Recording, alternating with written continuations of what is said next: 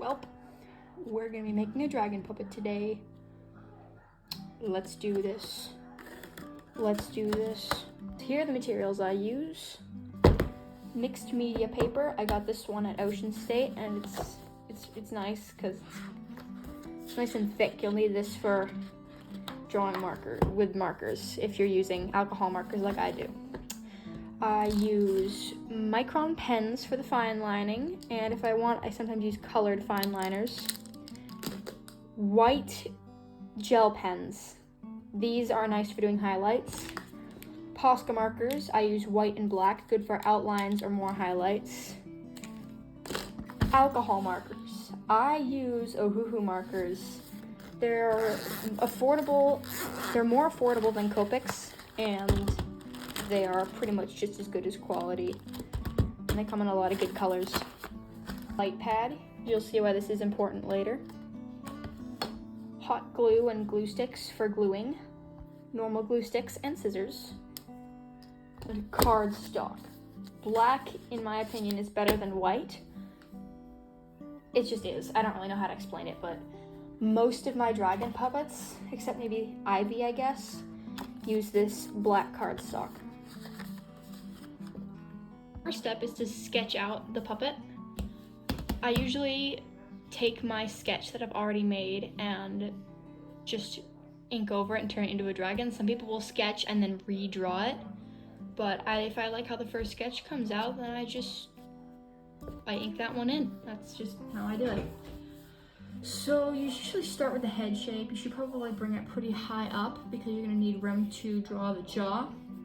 So there's usually 4 parts of a dragon: the face, the jaw, the horns, and the ears.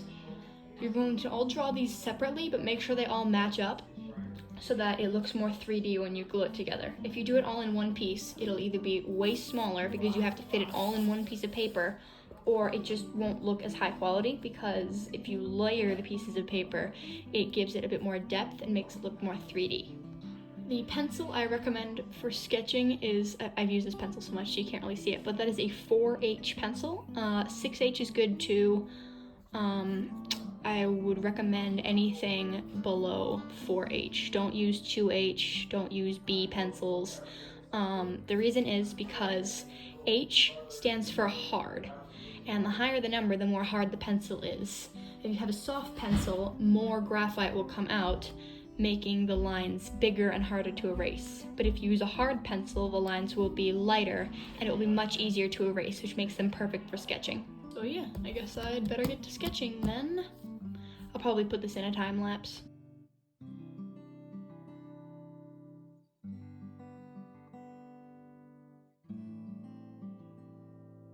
So something you may notice that I'm adding is I'm drawing fur along the edges of the dragon, and that is because A, it looks cute, and B, it leaves you with a nice separation between the head and the ear. You can't just make a line and then stop drawing, and like that you can't do that. It's like, what would it connect to? Where would your lines end? It would look just kind of strange.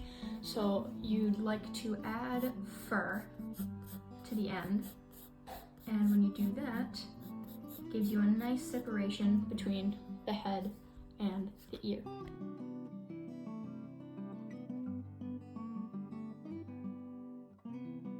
One of the most fun things about drawing dragon puppets is doing the eyes, because there's so many different ways you can do it. You can make them movable eyes, you can give them pure white, pure black eyes, you can add patterns. The eyes help a lot when you're establishing personality. The thinner the eye, the more angry or irritated it looks. So I'm trying to make her look serious. I'm trying to make this dragon here look serious, but not angry. So when you're trying to make it serious, just give them like a pretty standard sized eye. Don't add like a happy eyebrow here, because that'll make the dragon look happy. So you see here, she's a serious gal. She gets down to business. She knows what she's doing. I mean, like she's so serious. She's bossy. She's a business gal.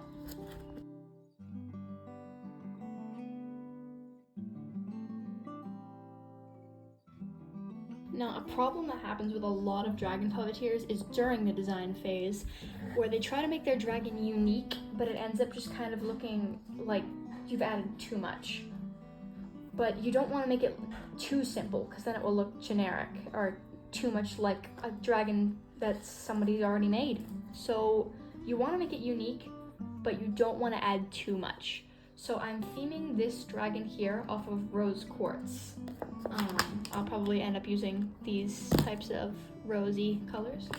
And I decided that instead of making this fur just look like plain fur, I'm going to connect it so that it bursts out in a sunburst from the eye and looks like individual crystals.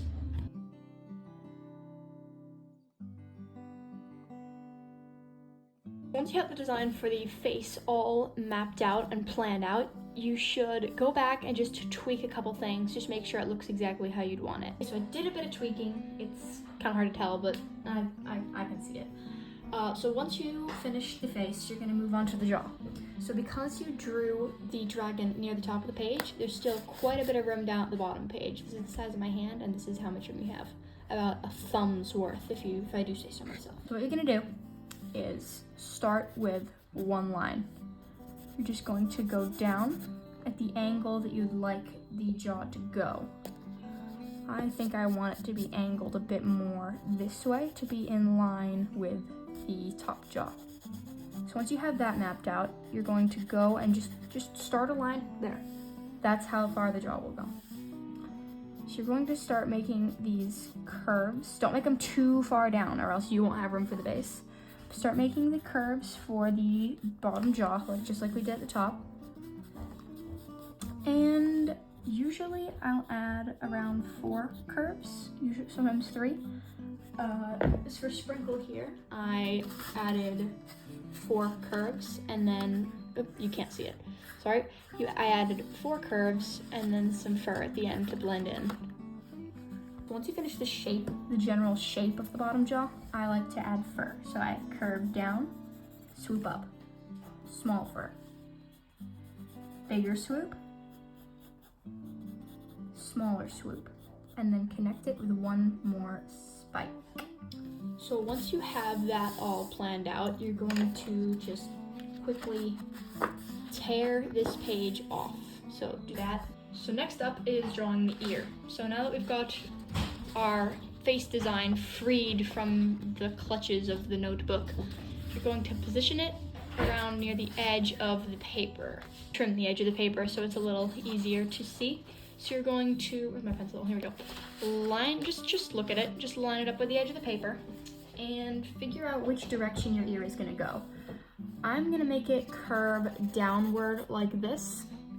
So what you're gonna do is find out where you want your ear to start. So I'm gonna have it start right here. Because I'm having it curved downwards, I'm just gonna connect it right from this piece of paper to this piece of paper, and we'll erase this line here afterward. So this is so that you know how big your ear is going to be.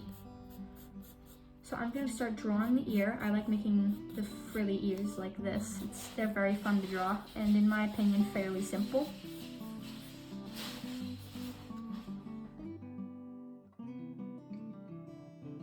So once you have the ear mapped out and you know how it's going to look on your dragon, you're going to just fix the positioning a little bit, change it if you want. Put this to the side. You can erase these connecting lines now. And just make the ear a bit longer so that it connects properly.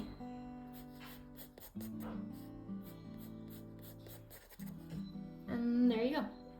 These lines were going to be covered up by the dragon being put on top of it when it's glued together, by the way. So once you have done the head, the ear, and the bottom jaw, you're gonna wanna work on the horn.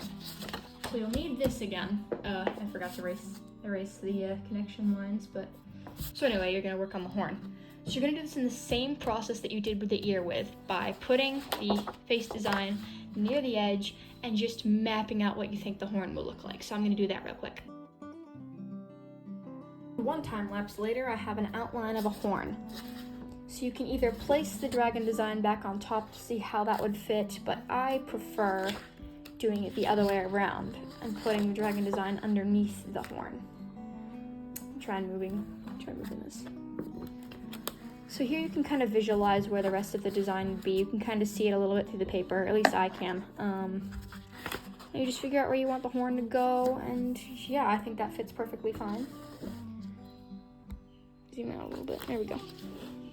So I'm gonna add the details of the horn, and then we can get to repeating the design a second time. And time. So now we've got our four pieces technically: the jaw, the face, horn, and the ear. So you're gonna rip this off real quick, 2 seconds. So I did that, and here's where the light pad comes in handy. So you're gonna turn this on. That's very bright on camera. And you're going to take your dragon design, and see, you can see it through the light pad. Even when you flip it over, you can still see it. But at this point, it is very hard to see. So first, you're gonna ink it in. I'm going to do the inking off camera because I have a giant box with a phone in front of my face. So I don't wanna mess that up.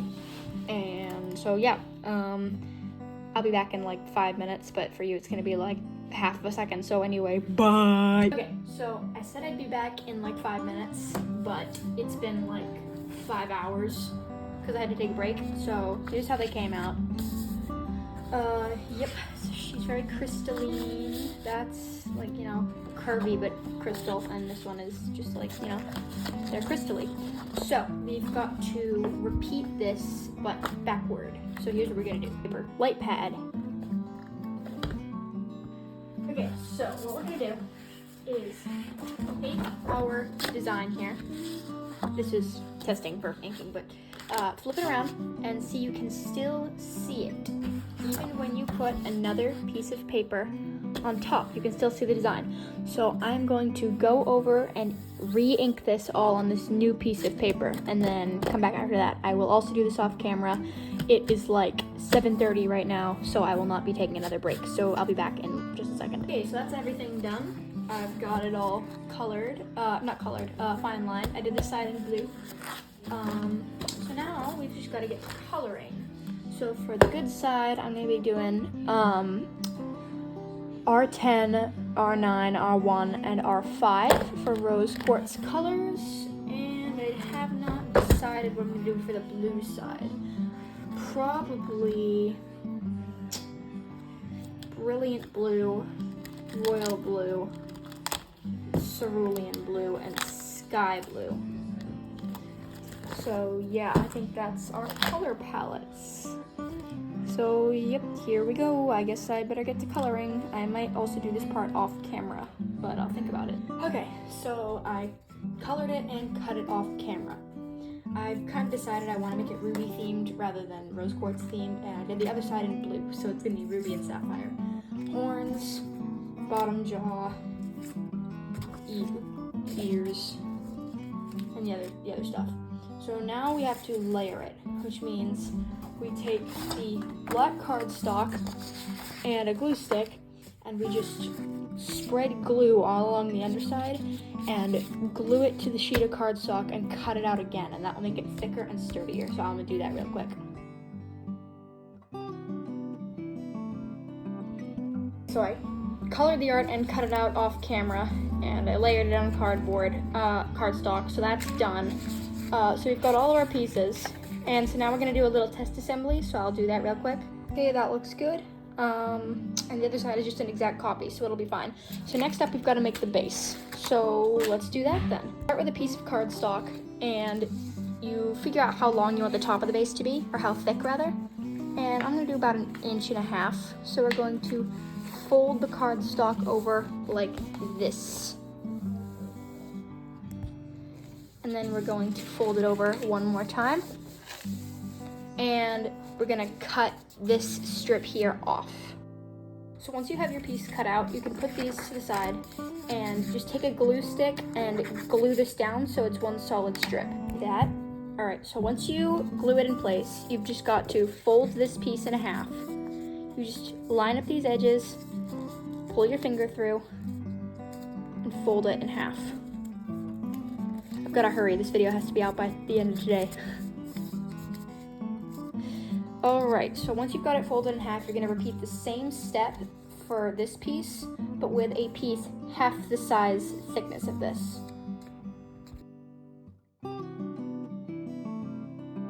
So once you've got both of your pieces folded in half and ready, you're going to just, put them together. This is how it will look.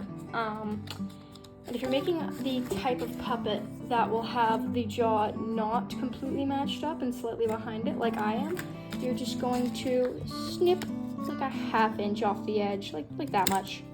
So now when you line them up at the bottom, it's like this. So next what you're gonna do is, that's trash. Put this to the side and get a new piece of cardstock out.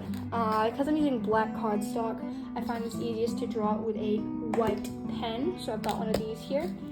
So what you're gonna do is take the thick strip that you folded, put it up against the edge of the cardstock, and put your hand inside just so it reaches the thumb area, like right there, right where it folds over.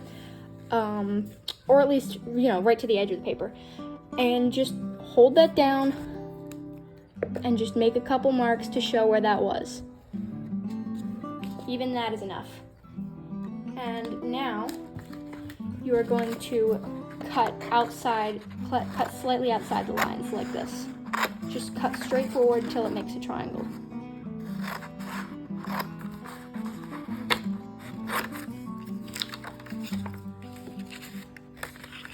And now fold straight on the lines. Trim the top off.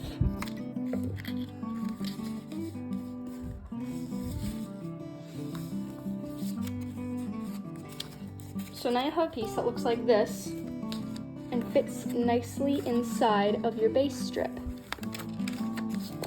So now what you're gonna do is copy this another time. Just trace over it, cut it out, make a second one.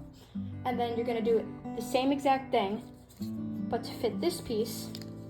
And when you're doing this, keep in mind that it's going to be a little bit thinner, because you can't make it thicker or it won't fit in. You can't make it too thin or it'll look kind of dumb. So you've got to make it just enough to fit, but not look dumb. So you'll just make the same one, but smaller. So I'll just cut and bring back and unfinish that. So, yeah. So I did the thing. Basically what you're going to do now is just take your smaller pieces, put those to the side. We're going to do those afterward. And the smaller strip, we're going to do the big piece first. So you're just going to, see this edge we folded here? Take your glue stick and just glue along the edge. It's not focused. Glue along the edge. You gotta work quickly. This stuff dries very, very fast.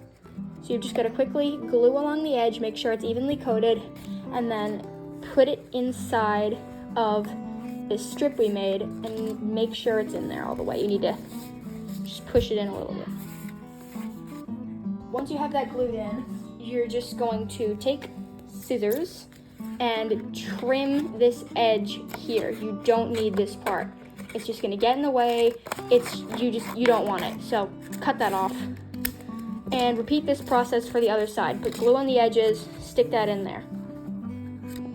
So we repeated the process and we get this triangle prism thing. And your hand fits inside of it, so that will be the top of the dragon puppet. So now you're just going to repeat the exact same steps, but for the smaller one.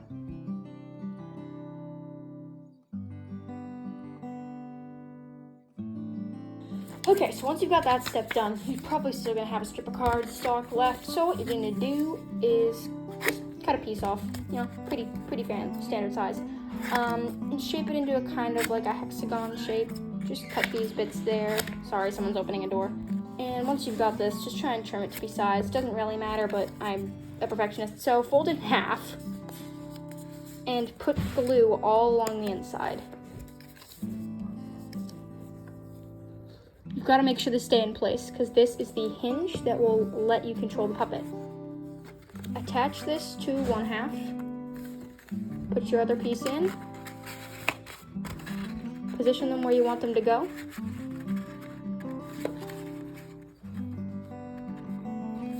And press it down to hold the glue in place. And then there you go. You've got your little dragon puppet base. But this is, it's gonna fall out. So what you gotta do is make a ring. Leftover cardstock and cut a fairly long strip out of it. Blech, someone's opening a door again. So you're gonna make just a ring like this, big enough for you to fit your 2 middle fingers through, and just glue it in place. You've got your ring, you've just got to glue it inside your puppet. And now that you've got your base, all you have to do is attach the art. And this process is very simple. You just, spread some glue here, stick on the puppet where you'd like it to go, attach any ears or horns, and you've basically got yourself a dragon puppet. And I will show you the finished result in just a second.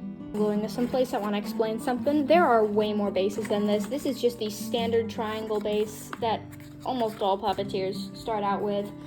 There are round bases, there are 6-jawed bases, there are 4-jawed bases, there are square bases, there are thin square bases, there are triangle bases that don't have this little shorter bottom jaw. There's round 4-jawed bases, there's no mouth bases, there's so many. This is just the standard one that pretty much everyone uses. So yeah, if you want to do your own thing, you can go ahead, but this is just what I think you should start out with, because that's what I started out with. So yeah, just do that. Alrighty, the puppet's finished, and I'm gonna go show you that in just a second. Well, here we are. It took me 3 freaking days to finish this puppet, but I got bored. So here we are. I finally finished the puppet. Her name is Ruby. She's got a ruby side and a sapphire side. I was debating whether or not to add little hanging thingies off of her, but I think she's kind of busy enough the way she is. So here we are.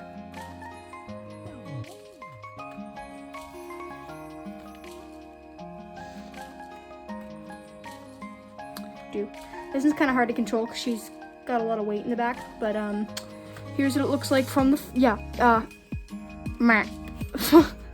and here's the inside. I had a little bit of tape there because I was having trouble with the glue, but pretty smooth base, pretty clean. Yeah, you just stick your hand in here, put your 2 fingers in there, thumb in the bottom one, and you can just open and close your hand like that. And there she is.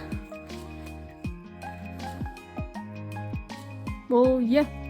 Thank you for watching, people. Thank you for watching my first long-form video. Please subscribe. That would be nice. So, yeah. Please subscribe. Thank you for watching. Thank you.